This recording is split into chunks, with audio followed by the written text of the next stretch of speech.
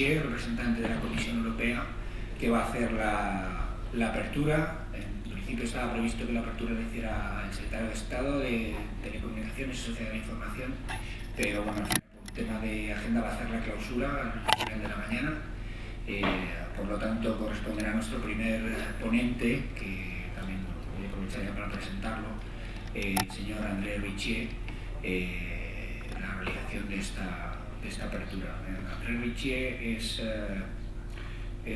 viene como representación de la Dirección General de Mercado Interior, Industria, Emprendimiento y Pequeña y Mediana Empresa, en la que se están desarrollando importantísimos proyectos en el ámbito de las tecnologías de la información y las comunicaciones, como son la mayor parte de la estrategia e-skills o los proyectos de e-competencies for professionalism que habrán seguro escuchado y que está ahora en proceso de normalización en la Organización Europea de Normalización, el CEN, y cuyo quizá los últimos logros serían la presentación del ESIT Body of Knowledge, que se realizó en febrero, y la declaración de Riga,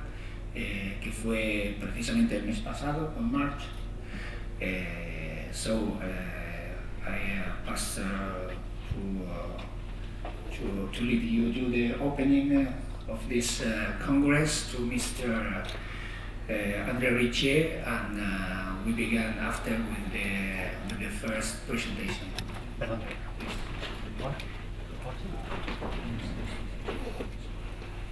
Okay, so you can hear me?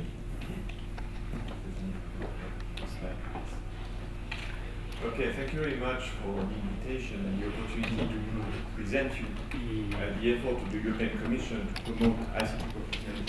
Because as you know, ICT is currently not a regulated profession. There is still plenty of people who work as ICT practitioners who never got any degree in ICT. Depending on the country, it can be between 50 or 70%.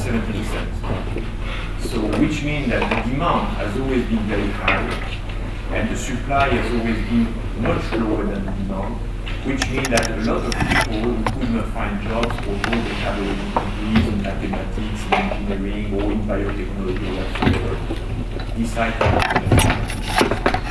There are also people who worked with a much lower level and still find opportunities for jobs. So we will see that this issue of maturing the ICT profession is becoming especially important is we see that IT now is increasingly pervasive. It's in all technologies. Now, if you look about a car, there is an awful lot of software and IT component in a car. And now there are even people who are worried that hackers can decide to steer the wheel against their decision and may provoke accident. And there is also this whole threat that data could be stolen from the driver and be used for whatever purpose, for commercial reason and whatsoever. So there is a real concern about the pervasiveness of IT and the risk that it may cause for society. And historically, in medicine, in law, in engineering, the profession were maturing where the risk perceived by society that was posed by this domain, these topics, need to have some kind of regulation, some kind of supervision. So we are not here talking about, of course, imposing any regulatory burden on the profession, but to think about a new possible governance, new possible ways of doing partnership to ensure that there is full responsibility being taken for making sure that the economy as a whole and the society at large is not suffering from poor project management, for poor delivery, and for all the threat that may come from cyber war and whatsoever. And we have to keep in mind that, of course, a lot of large enterprise in Europe can still recruit great talent in IT, but the biggest concern is with small and medium-sized enterprise, and also with the public sector, who has not necessarily the financial resource to attract the best talent. So this is a great problem, and the fact that, of course, this profession is still immature has an impact on the public perception. Most people believe that because the children can use Facebook and maybe a PowerPoint and Word, they are already digitally literate. They are not ready to take the job for the future. There is a big discrepancy in the public image. The other thing is that we will see that there is a big gap between the number of people entering ICT education and the need from industry. And what also is quite disturbing, and you've seen this mostly for public projects because they are scrutinized and it's generating scandals in the US, in the UK, in France, everywhere. They are big projects which are failing, and the order of magnitude sometimes is hundreds of millions of euros. So the cost for society are huge. So we have to improve the public perception. We have to facilitate and the access and boost the number of people entering this kind of education. We have to adapt also the education. And we have to act on this because the cost of project failure, the cost of IT failure may really be a big threat for society. So here this notion again of risk. We need to manage this risk. We cannot continue like that in a situation where so many people are working in this field without necessarily the good qualification and skills. If we look about the ICT workforce since 2000, and despite the burst of the dot-com bubble here that had an impact, dramatic impact in the number of people entering computer science studies, we see that there was a kind of plateau in terms of growth between 2001 and 2003, at the time when, of course, a lot of dot-com disappeared, and before that, there had been a very significant growth. So if you look here, we went from 2.7 to 3.2. And then after 2004, the growth resumed. And what is striking, what is very surprising, because most people would have expected that we would have the same kind of plateau, same kind of possible decrease when the financial crisis and the economic slowdown appeared. This did not affect that much the growth of the IT workforce, because we saw that the workforce, even after 2008, will continue to grow. So this is especially true for what we call the core definition, and I will present this core definition in a minute. And when we look about what we call the broader definition, here what we see is that already in 2012 we were reached a peak, but in 2013 we saw a slight decrease.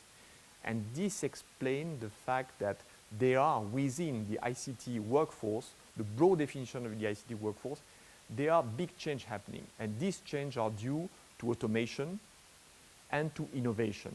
And we will see, of course, the consequence that it has. And we will see that the different countries in Europe are not exposed to this threat, to this change, in the same way. And we will see in particular what the consequences are for Spain. So this is what I call the broad definition. So that brings together, and this is coming from the definition ISCO code, so occupation code, which have recently been changed in 2008, and that are used by Eurostat, or statistician body. This is the definition that comes from the highest level of skills and jobs, at the level of management, analysis, architecture, the core ICT practitioner part with software developers, etc., to the what we call the lower level at technician level and ICT associate, practitioner associates. And the core definition that I was talking about, you remember the two different numbers. The core definition that has been used so far is mostly the people who are really the IT workers working in IT department, mostly. And here you have in Europe 60% of these people who are working outside the ICT sector. That means they are working for banks. They are working in a public sector in many fields. So 40% of the IT workforce is in the IT industry itself at large, 60% in IT using sectors. In Asia, it's the other way around. In Asia, you have over 60% of the workforce in the IT industry and 40% in IT using sector. That shows, of course, the importance of manufacturing in Asia, and also of development, typically in India, of basic software development for the IT sector. If you look at that, the US, where the IT sector is much more dynamic, as you know, than in Europe, you have almost 50-50. So Europe is mostly, the workforce is mostly for the sectors, the traditional sectors, like banking, like insurance, like manufacturing, in aeronautics, in many fields. So it's not the core IT sector as we see it. So we are in kind of already mostly affecting the transformation, the digital transformation of our industry. But at the same time, it signals the weakness of Europe in the IT sector itself. So, because when we look now, and you see the color, so unfortunately this color, this is purple, so this has been wrongly translated. If we look about the top level skills, we see that they are growing quite fast. So it's almost 30% between 2011 and 2013. The core group is here of software developers and the like is almost 4.5%. Those which are part, you remember this and this, these are part of the core definition of ICT practitioners. They are growing also at almost 7%. But at the same time, if we look these two groups, the yellow and the purple, we see that there is a very significant decline. So these are groups which are the most affected by innovation and by automation. So it's very important to keep in mind that, because we will see that in the distribution of the labor force by countries, the repartition and of the workforce is not the same. And in the future, of course, the trend will be that this group will continue to decline, while this group will continue to increase significantly, especially those which are here. So if we look now at some kind of average when it comes to here being the highest post type of jobs, and we position the countries, we'll see that on top you have Northern Europe, where you have the highest and most sophisticated type of jobs. So you see so presently here Finland, Netherlands, Luxembourg, Sweden, UK, Denmark, so Scandinavian country, the UK. You have Belgium, you have Ireland, Germany, Estonia. Estonia is doing very well. And here, I mean, this is a story in the situation when we are talking about the crisis in Greece, in Spain, in Portugal. Estonia was really in big trouble some years ago, but they decided to make dramatic savings in most budget of the states. But there were two domains, two areas where they decided to increase investment and resource. This was education, and this was research and technology and IT. And there have been tremendous investment in the government, in the so-called e-government, which means that Estonia, which you may think is a poor country and not doing so well because they had experienced communism for so many years, would still be lagging behind. But Estonia is really, when it comes to e-government, certainly one of the best practice in Europe. And that shows that political commitment, will, and strength has consequence, because they could still be very much at the bottom. If we look now about Spain, Spain is a little bit below the average, but France is just a little bit above the average, so it's not, the difference is not so big. Now if we look, and the color is almost the same. Now if we look about the number of workers, we see, of course, that an awful lot of workers are, because here this is 50,000 ICT workers, so each single image here, we see that, of course, most of the workforce is in the UK and is in Germany. France is following, and then Italy, and then Spain, and then Poland. But there is these numbers, but these numbers will change. And one of the things that our population have tremendous difficulty not to understand is the speed of change. Because this we see now, here this will be the percentage, so the size of the circle will be representing the percentage of the ICT jobs within the total workforce. We see that in countries like the UK, Netherlands, Denmark, Sweden, Finland, Estonia, we see that the percentage of people working in IT technology is quite big as a percentage of the workforce. Well, in Germany is not that much so big compared to France or compared to Spain, but it's interesting to see that the size of the percentage of IT workforce within the total workforce is quite big in some countries. And here you see I brought in some colors. So here you remember the group which are growing the most, so red, and blue mostly, and look about that. You see that there are countries like UK, which is almost 3/4 red and blue. So they are in the segment which are growing the most. If you look about Netherlands, it's even higher. If you look about Germany, it's relatively close. If you look about Luxembourg, of course, it's quite big. But if you look about France, it's not so big. Huh? If you look about Spain, they make, the red and blue make less than 50%. So which means that you still have, with the green and the purple here, a lot of people who are in the IT workforce who are on the threat of automation and innovation. So people that if they don't change, will find themselves where I was in the IT workforce, but now I'm unemployed. And then there are people here in my country, or in Europe, or in the US, or elsewhere, that say, well, the IT workforce is growing, we need IT practitioners. I am an IT practitioner. Yes, but unfortunately, you don't have the skills which are needed. So here, that's very important to understand this. And Italy, I would say that Italy is even in a worse situation. So let's look about just the countries which are representing 80% of the workforce in Europe. So namely UK, Netherlands, Germany, Poland, France, Italy, and Spain. You see that Italy is in a worse situation. Because that part is much bigger. I mean, they have a lot of people who are here, which for the next generation of IT system may well be jobless, many of them. Not tomorrow, but the trend is there. While when it comes to the top level of skills requirements, or the high level of qualification, they are still a little bit low.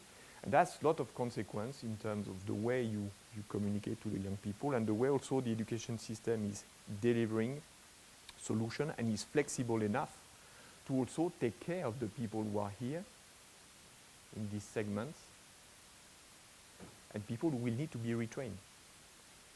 These people will not go back to a university. So we need to find ways, partnership with the IT sector and IT training and online education to provide them with the skills that they need and to identify very clearly what kind of skills are very much needed. And because it is mostly in the IT using sectors, you need to establish very good relationship with these sectors to know exactly what they need, and especially small and medium-sized enterprises, which are big, especially in southern part of Europe. Okay, so that's just to show this level of dynamism. If we look about the tertiary graduate at EU 28, we saw that by 2006 we had reached a peak, because the decrease in the enrollment was quite massive in 2002, 2003. This was the time where there were articles in the Harvard Business Review, IT doesn't matter. And most young people say, well, IT doesn't matter, so why should I bother to learn it? I can use my Google, I can use Google, I can use Excel, so what? But now we pay the consequence, because the enrollment been stopping almost by that period, mean that, well, on the inertia of people who were already in the pipe, they graduated, but of course now we have this decline. And at the same time, when we have a growth in the demand, this is why we have this gap between the demand and the job which are growing, because just we don't have people to fill the jobs and to fill the potential. And if we look about the consequence are even bigger in the United Kingdom. Look at that. The United Kingdom reached a peak already in 2003, well, it was in 2005, but then it kept declining. And now the situation is improving. The early figures which have been released show that as a whole now we had reached the bottom some years ago. Now we are slowly improving. But Spain, from the latest figures from 2012, was declining. Here you see. France was improved after the crisis, so people shifted. They saw that there were job opportunities, so they decided to go there.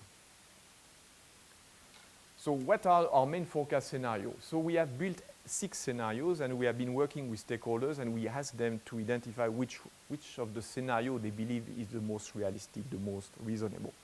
And in fact, the one that will bring the IT workforce by 2020 from 7.3 million to almost 9 million. But this is the demand potential, based on hypotheses, on growth, investment, and all that. Now, if we look about what we think will be the job that will be fulfilled, given the supply and given the capacity to absorb this, we think that we will be closer to 8 million, which means that there is a gap by 2020 of jobs that could be fulfilled, jobs that could be offered of not 1 million but 825,000, which is not negligible, and jobs which will be very well paid. So what we see is that by 2020 we will realize 660,000 jobs, but there is on top of that a potential of 825 that could be made. So in a situation when you have a still high level of unemployment, especially among young people, I mean, that's something that people should reflect. And especially when I show you the dynamic of the transformation of the workforce, that's very important that people understand where they can seize these jobs. Okay, so what we have done at the European level, when we saw this decrease of people entering computer science studies, and at the same time the growth in the demand, we realized that something needs to be done. So we issued a communication in 2007, e-skills for the 21st century. But because of the inertia, I mean, it took time before we could start to convince member states to act on this. So we have been monitoring the supply and demand, developing foresight scenario. We have seen some of the results. We have developed, by the way, 28 country analyses. So there is a detailed analysis for Spain, and you are very much invited. This has been released last year, to have a look and to comment on this and see how you can also enrich this for the future. So we have benchmarked member states' policy initiative, and we are also now proposing to develop a European framework for ICT professionalism with, as Juan Pablo said, with the European standardization body, CEN. And there are different elements here. The first one is we develop a European e-competence framework. Now it's the version 3.0, and it will become a European standard, European norm next year. And we have developed related job profile definition. So when I mean 3.0, it meant that by 2008 we came already with the 1.0. So it doesn't mean, of course, when we come with something that is cast in stone and will never change. On the contrary, it's something which is a reference framework, a proposal, where member states should adopt, depending, of course, on their circumstances and depending on their priorities and activities. We have developed this year, so it has been released this year, a European foundational ICT body of knowledge, and we are working on curriculum development guidelines. Again, this is here the 1.0. So it's not perfect, but that has been the result of the work of experts and consensus, and it's there for further improvement and maintenance, because these things need to be scalable and sustainable. We have also worked on quality label for ICT industry training and certification, the training which are provided by the Cisco, the Microsoft, the IBM, the SAP, etc.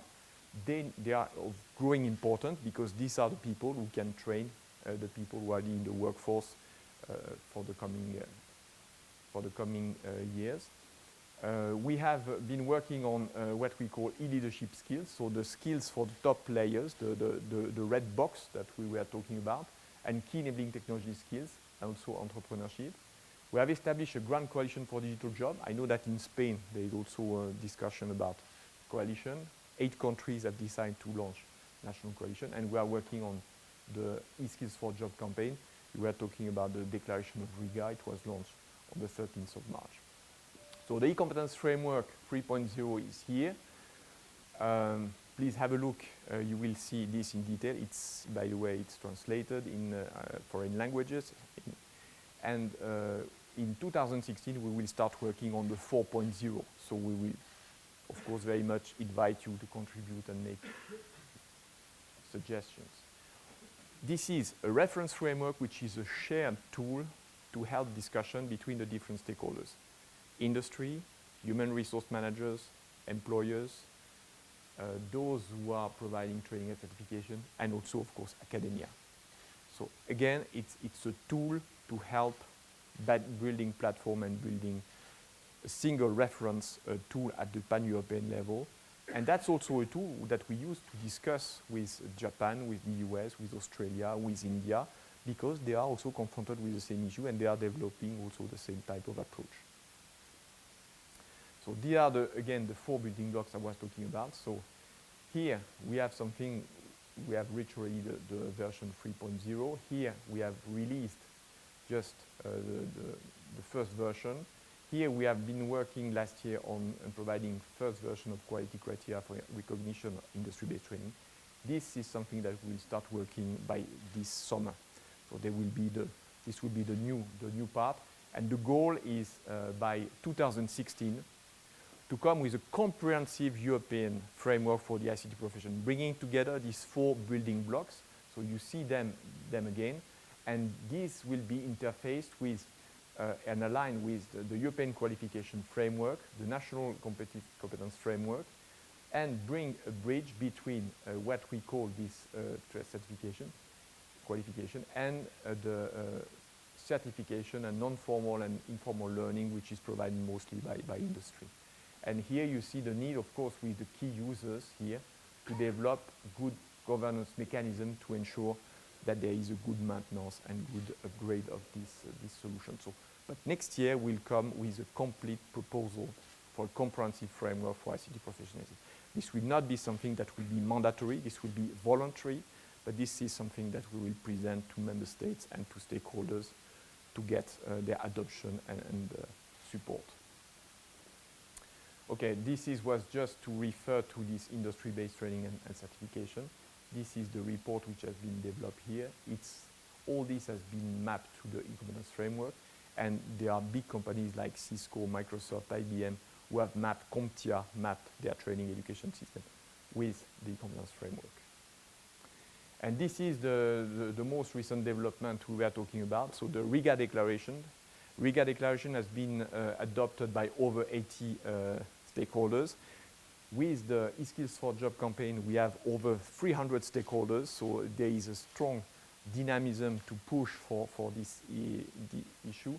And in the Riga Declaration, you have especially particular among the 10 principles, something that just calls for this maturation of the IT profession and coming together in Europe with a comprehensive framework for the ICT profession.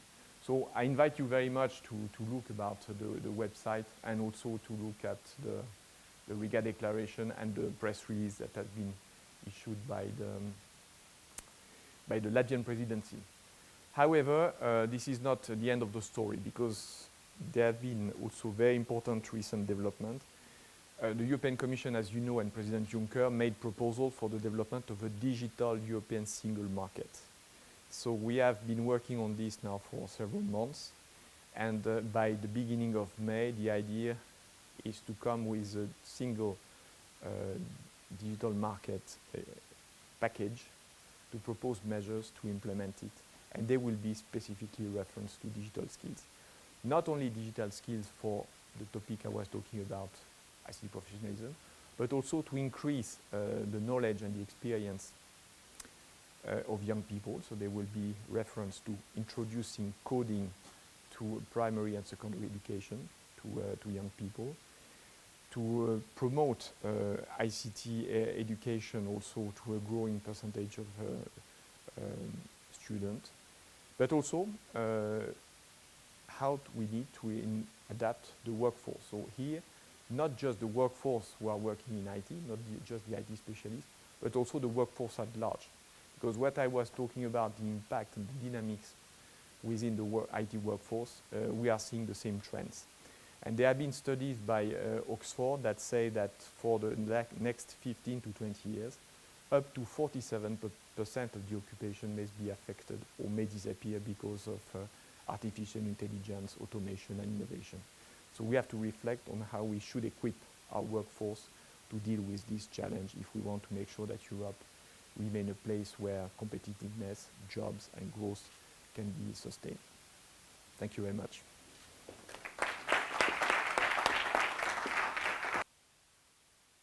Let's try. So it works. Okay, I mean, it's a topic that has always been there because more broadly speaking, for science, technology, engineering, this is the same issue. However, the situation has somewhat improved in engineering, but remains quite dramatic in the field of IT. And there were even statistics that show that in the 80s, the percentage of women joining IT was much bigger. One of the reasons is of course, the fact that there is not much exposure to young people when they are 14, 15 and making choice of careers. And this is quite dramatic because, of course, if you don't choose to take technology and IT at this age, it's very unlikely that you take it at a later stage. And what we have seen is there are also trends like in business schools, especially in France. HEC is the most famous business school in France, but now they have a kind of sexist motto saying that we are on top of that the only one which has more boys than girls. Because most business schools in France now, they are mostly populated by girls. So we have this kind of polarization. If you look about education, teachers, in France 65% of the teachers are female. But if you look the teachers who are below 35 years of age, so the teachers who have been recruited recently, over 80% are female. So there are professions which are becoming very, very polarized when it comes to gender.